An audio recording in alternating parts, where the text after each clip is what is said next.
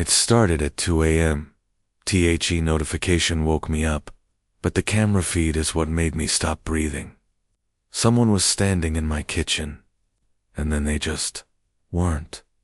I sat up so fast that my phone slipped out of my hand and hit the floor screen down. Trying to convince myself that I had imagined it, that my eyes weren't fully open yet. That it was just a glitch in the feed, because those things happen. Cameras glitch, pixels blur, shadows look like shapes. And I had read about that before, how the human brain finds faces and figures in random patterns, how we're wired to see. I told myself all of that in the space of about 3 seconds. Then I picked up my phone and opened the app again. The kitchen was empty, completely still. Every object exactly where it should be. The faint blue light from the microwave clock reading 2:07 a.m. The chairs tucked under the table, the window above the sink dark and shut. I set the phone down and told myself to go back to sleep. I didn't sleep. I had installed the cameras 3 weeks earlier. Not because anything. I lived alone. Ground floor apartment. The kind of setup that sounds fine until you start thinking about it too carefully. Until you start noticing how close the street is to your window. How easy it would be for someone to stand just outside and look in without you ever knowing. So I bought 2 cameras, one for the front door and one covering the kitchen and living area. Mounted them myself, downloaded the app, tested the angles, and mostly forgot about them after the first few days. They were just there for peace of mind, background reassurance. That's all they were supposed to be. Now I was lying in the dark, listening. The apartment was quiet, the way apartments are never really quiet. That layered kind of silence, where the fridge hums and the pipes tick and the building settles around you, and normally none of those sounds register because they're familiar. Because your brain has filed them away as safe and stopped flagging them. But something felt different. Now, the sounds felt more deliberate, like they were covering something else. Like they were filling in the space between something I wasn't supposed to hear. I lay completely still and focused, trying to separate each sound, trying to identify everything. The way you do when your instincts are telling you to pay attention. But your mind is still trying to argue them down. I opened the camera app again and switched to the live feed. Empty kitchen. Same blue clock light. 2:11 a.m.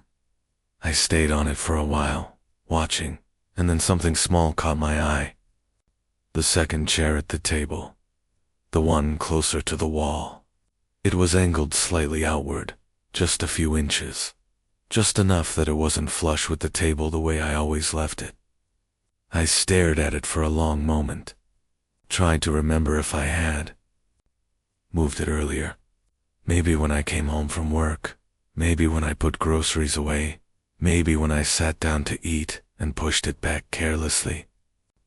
Maybe I had bumped it without noticing. I put the phone down. Bumped it, that's all. People bump chairs all the time and don't remember. I bumped it. I closed my eyes and focused on my breathing, trying to slow it down, trying to reset, and I was almost there, almost at the edge of something that felt like calm when I heard it. A sound from the kitchen. Not loud, not dramatic. Not the kind of crash that would make your heart slam and your body react instantly.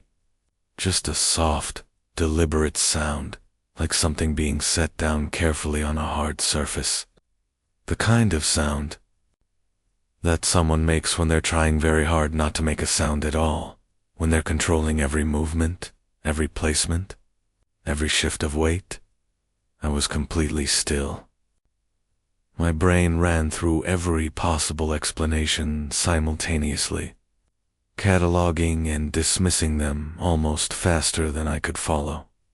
The fridge, the pipes, something settling in the walls, a sound from the unit above me bleeding through the ceiling, a car outside doing something mechanical.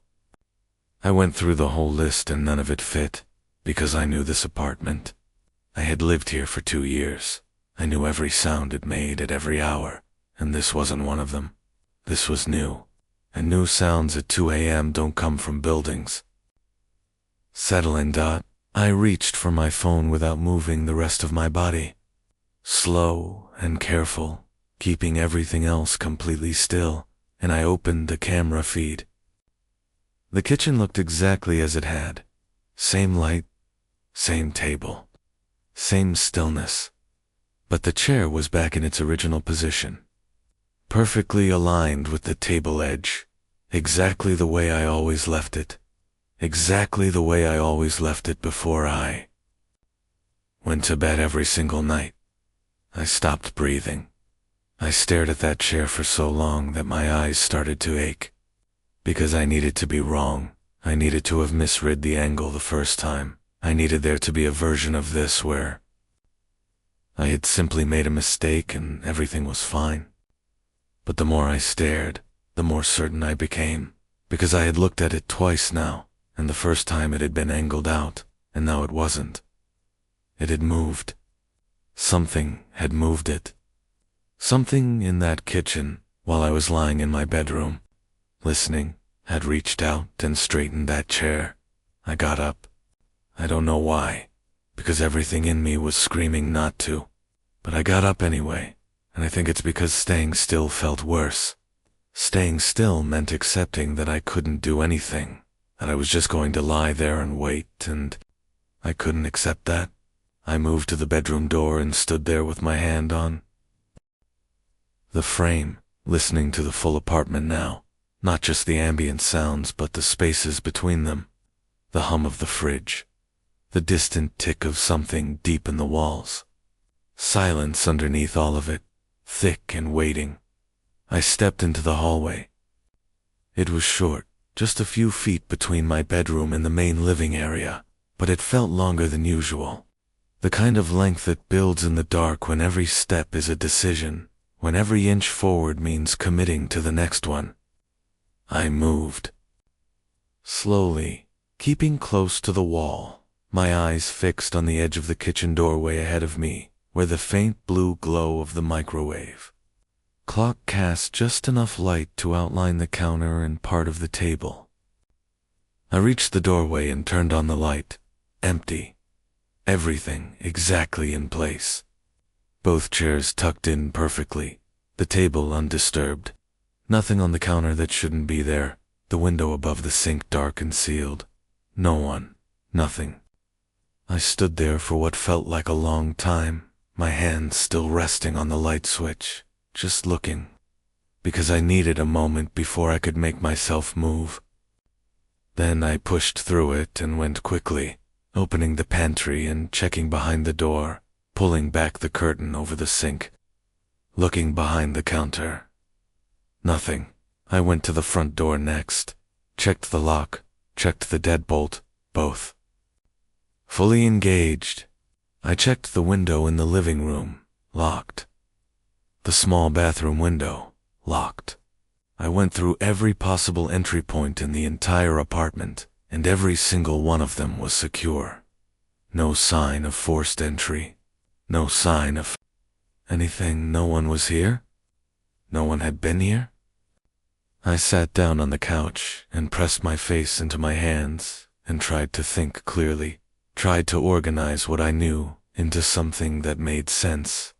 But the pieces didn't fit together in any way that felt safe. Then I thought about the camera notification. I had dismissed the alert without watching the full clip. The motion detection had woken me up. I had seen that single frozen frame, that shape in the kitchen, and then I had opened the live feed and seen nothing and told myself it was a glitch. But the recorded clip would still be there. The app saved every motion event automatically. Short clips stored in the history log, time-stamped, and kept for 30 days. I had set that feature up when I installed the cameras, and never once opened it after that. I opened it now. There was one clip from that night. Time-stamped 2:04 a.m. I pressed play. The footage was grainy, the way budget cameras always are in low light. Everything slightly soft and smeared, washed in that pale, bluish tint from the microwave clock. For the first 2 seconds, the kitchen was empty and still. Then the shape moved. It entered from the left side of the frame, from the corner of the kitchen that sat just outside my sight line from the hallway. A blind spot I had never consciously registered, never thought about, never considered when I was mounting the camera. It moved slowly, unhurried, the way someone moves when they're not worried about being caught. They've done something enough times that it no longer requires caution. I could see the outline clearly, despite the grain. A person? A full human? Shape, moving through my kitchen at 2 a.m. like they had every right to be there. They stopped at the table, stood still for a moment, and then one hand reached out and adjusted the chair. Deliberately, carefully, angling it slightly, outward from the table edge. Then they stepped backward, 1 step, 2 steps, retreating into that corner at the left edge of the frame, and the camera lost them. Not because they left, because they knew exactly where the boundary of the lens was, and they stepped behind it. The clip ended. 22 seconds of footage. 22 seconds that completely dismantled every explanation I had been trying to hold on to. I sat there holding the phone with both hands, and my mind wasn't working properly anymore, because there was no version of what I had just watched. That left room for doubt. Someone had been inside my apartment. Not a stranger who had wandered in by accident. Not someone confused. Not a maintenance worker with a key. Someone who knew exactly where the camera was mounted, who understood its range, who had deliberately positioned themselves in the one corner the lens couldn't fully capture. Someone who had stood in my kitchen in the middle of the night, moved a chair for reasons I couldn't begin to understand, and then retreated to a blind spot and waited. They knew about the camera. That was the part I couldn't get past. They had studied it. They had mapped it. They were counting on the live feed looking empty when I checked, because they knew I would check, and they knew exactly where to stand so that I would see nothing. Everything about it was planned. Everything about it was deliberate. And that meant this wasn't impulsive. This wasn't random. Someone had spent time learning this apartment before tonight. I looked at the hallway. The bedroom door was open, the way I had left it when I got up. I had walked through that hallway and turned on the kitchen light and searched every corner and found nothing.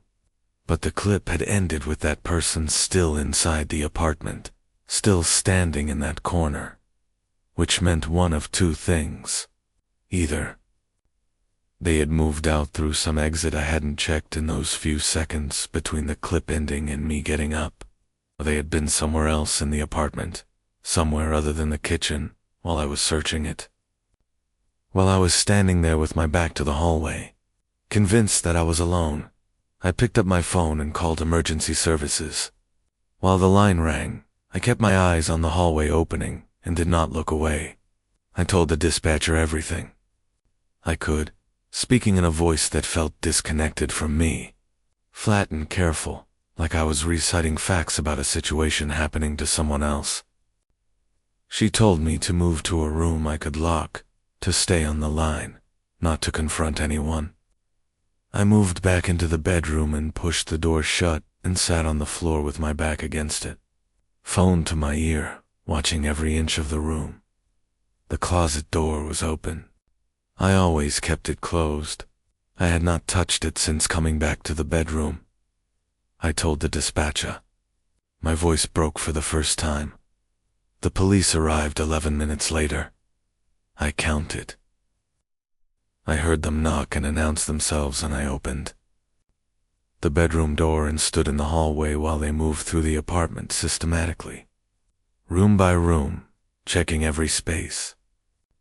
It took longer than I expected. Much longer. Long enough that I started mentally timing each room, wondering what was taking so long, wondering what they were finding. They found no one inside, but they found other things. A bathroom window latch that had been carefully tampered with, modified so that it appeared fully locked from the inside but could be released from outside with the right pressure. A faint mark along the baseboard in that kitchen corner where something had been set down repeatedly. Something with weight and a consistent shape, like a bag, like equipment. And in the back of my bedroom closet, behind the winter coats, I rarely touched. A section of space had been deliberately cleared, not emptied in a hurry. Cleared carefully, over time, creating a gap just large enough for a person to stand in without disturbing anything hanging in front of them. The officer asked me when I had last gone through that part of the closet. I stood there trying to remember, and couldn't. Weeks? Maybe longer. I genuinely didn't know.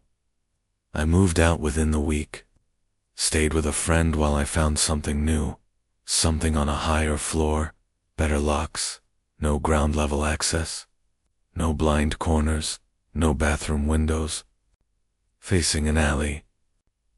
I told myself that moving would end it, that whoever this was had been using that specific apartment, that specific layout, and leaving it would break the pattern and I would never hear from it again. 3 months later I was in the new place. Different building, different neighborhood, new cameras installed the first day, and I woke up at exactly 2 a.m. to a motion alert. My hands were already shaking before I opened the app. I told myself it was nothing, a shadow, a car headlight sweeping past the window, my nervous system still stuck in that old fear and inventing reasons to fire. I opened the feed and looked at the kitchen. The room was empty, but the second chair at the table was angled slightly outward, just a few inches from the edge. Exactly the same amount as before. In an apartment this person had never been to. In a building they had no reason to know about. With furniture arranged in a layout I had only set up weeks ago. I didn't call anyone. I didn't move. I just sat in the dark and looked at that chair and felt the last version of the explanation I had been holding on to dissolve completely. This wasn't about the apartment. This wasn't about the location, or the layout, or the ground floor access, or the tampered window. This was about me. Someone had chosen me specifically, had been watching me long enough to memorize the way I arranged a chair, had followed me to a new place and found their way in before I had even finished settling, and was now showing me, quietly and deliberately, that the distance I had put between myself and that first apartment meant absolutely nothing. The only way to know that chair was out of place was to know exactly where it was supposed to be. And the only way to know that was to have watched me long enough that my habits were more familiar to them than they were to me. I still don't know when it started. That question is the one that won't leave me alone, the one that sits at the back of everything. Heavier than the footage, and heavier than the closet, and heavier than anything else. Not when I found out. When it started. How many nights before that first notification was someone already there? How many times I came home and felt vaguely uneasy and couldn't explain it, and shook it off? How many mornings I woke up in a space that felt slightly wrong, and told myself I was tired? Told myself I was imagining things? Told myself that I was safe because the door was locked and I had checked and there was nothing there? I checked the camera history every single night now without exception. Most nights it shows nothing. Empty rooms, unchanged, exactly as I left them. But every few weeks, always close to 2 a.m., always positioned at the very edge of the frame where the lens barely reaches, there is a shape. Just movement, just a suggestion of something that stepped briefly into the light and then back out of it, Just enough to confirm that someone is still being careful. Just enough to know that nothing has ended. Last week I woke up and checked the feed the way I always do, and the chair was not angled outward. It was pushed all the way in, perfectly flush with the table. Exactly the way I leave it every night before I go to bed, the precise position, the exact alignment. As if someone had stood there and adjusted it, not to disturb me, but to show me that they know, that they have always known, that my habits and my patterns and the small unconscious rituals of my daily life are not mine alone anymore. They left that detail on purpose. I'm certain of it. And I've been sitting with one question ever since. The same question every night when I turn off the light and lie in the dark and listen to the apartment settle around me. Was it a mistake? Or was it a message?